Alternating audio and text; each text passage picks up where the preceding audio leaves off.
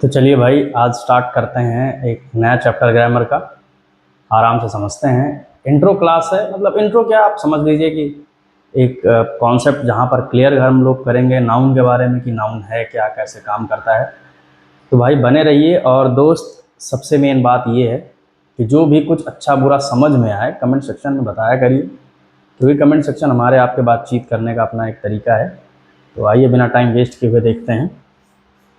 देखिए, अब अगर हम नाउन की बात करेंगे, केवल हमें आराम से समझना है और कुछ नहीं करना। अगर नाउन की हम बात करते हैं तो जनरली नाउन के बारे में आप एक चीज़ सुनते हैं, हमेशा सुनते आए हैं कि noun is the name of, हाँ जो वही आप सोच रहे हैं, पर्सन, प्लेस और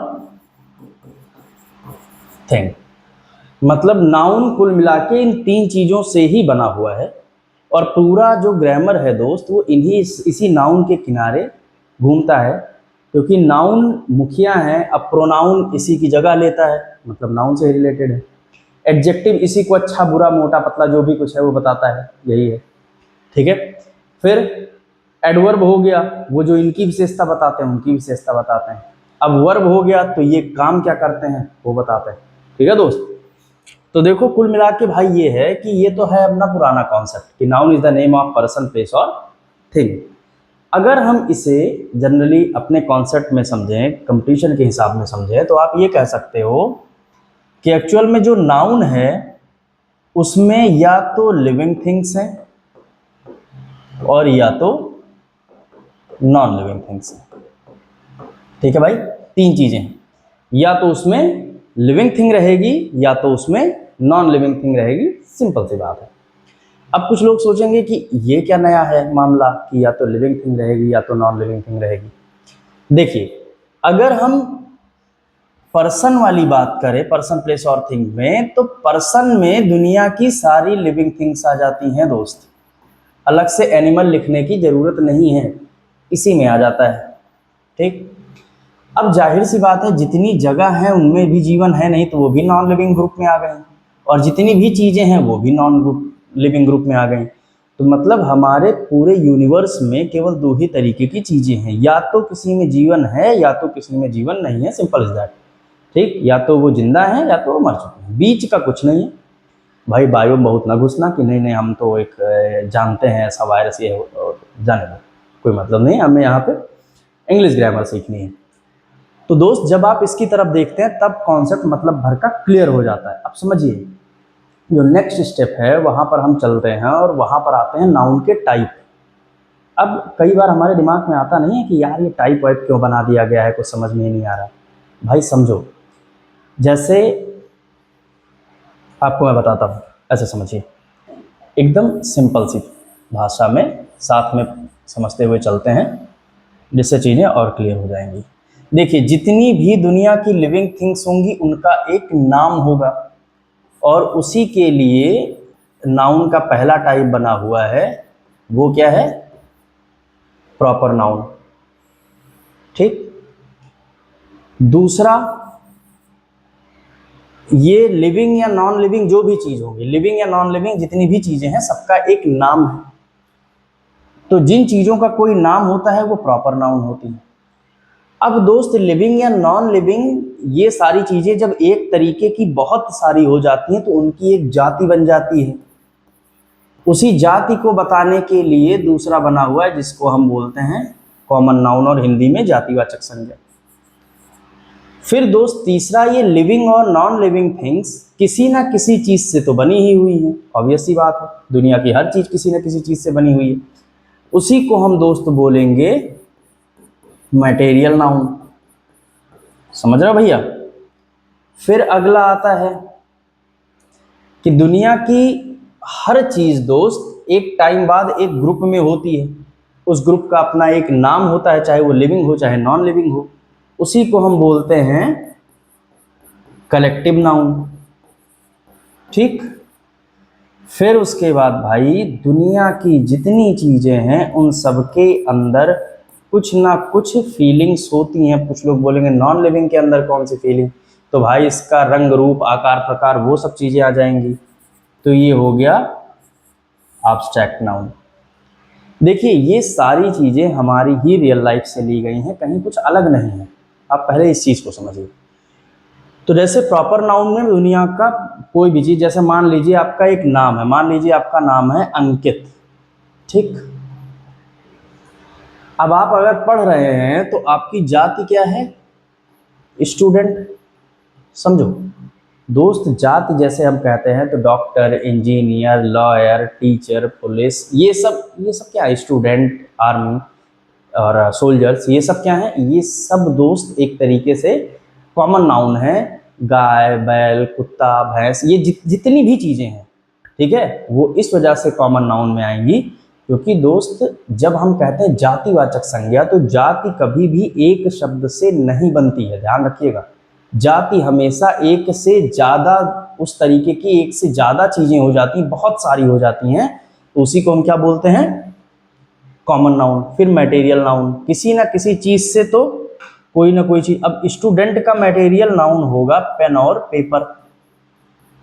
मैं आपको बस एक वर्ड लेके समझा रहा हूँ, बाकी प्लास्टिक, गैस, और उसके बाद जैसे ईंट, गिट्टी, बालू, पानी। अब कुछ लोग बोलेंगे पानी कैसे मटेरियल नाउन हुआ?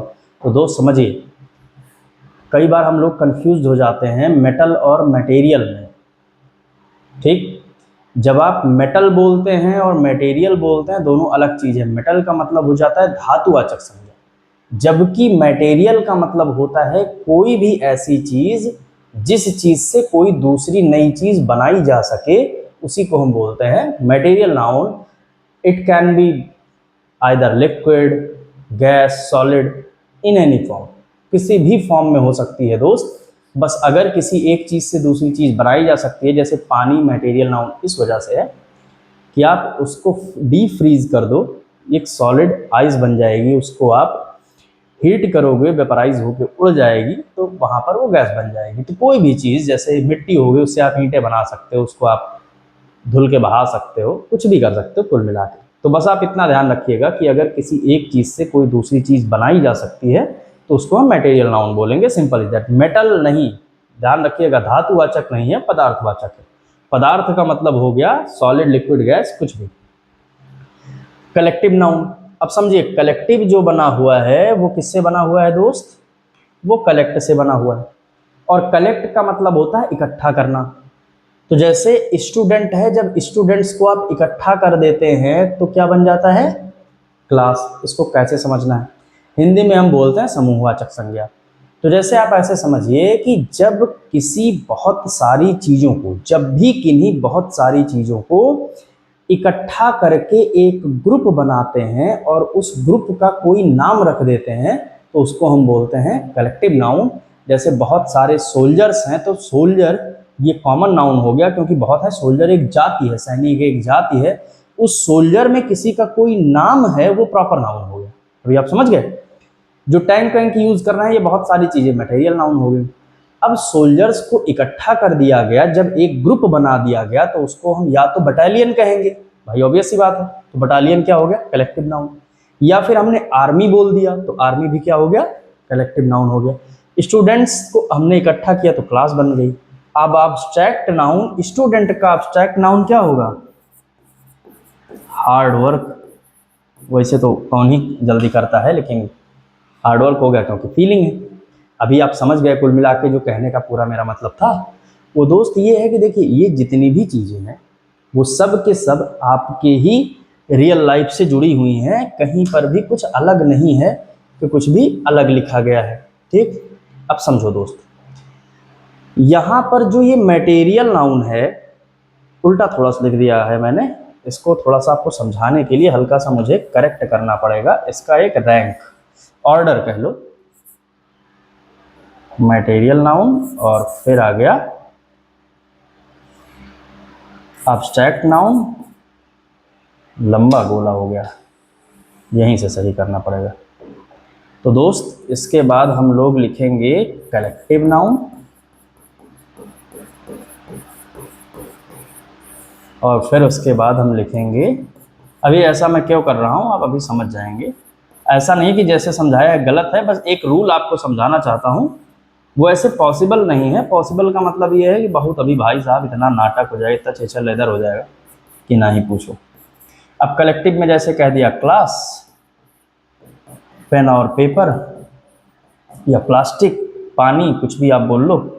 और उसके बाद एब्स्ट्रैक्ट नाउन में हो गया जैसे हार्डवर्क। अब आप समझिए यहाँ पर ये जो प्रॉपर, कॉमन और कलेक्टिव, ये तीनों होते हैं, ये होते हैं काउंटेबल नाउन। ठीक है दोस्त। और जो ये दोनों होते हैं ये होते हैं अनकाउंटेबल नाउन।